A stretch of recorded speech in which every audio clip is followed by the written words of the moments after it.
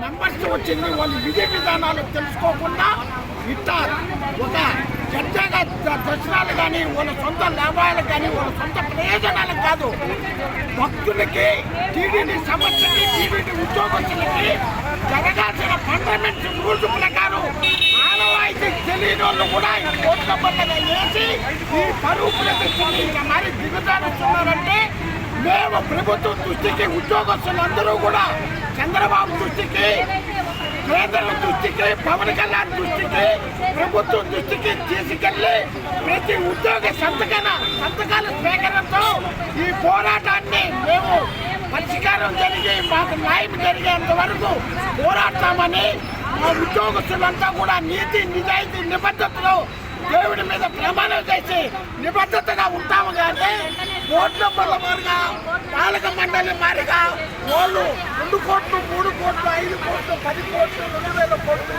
తగ్గినారు. దానికి ప్రభావం మేము చేయము. ఉద్యోగస్తులకి భక్తులకి సమస్యలకి మేము ఒక ఉద్యోగస్తులుగా పరమాత్మతో సేవ చేస్తామని మేము ఉద్యోగస్తులందరూ దేవుడి మీద ప్రమాణం చేసి మేము చెప్తున్నాము. ఉద్యోగస్తులకు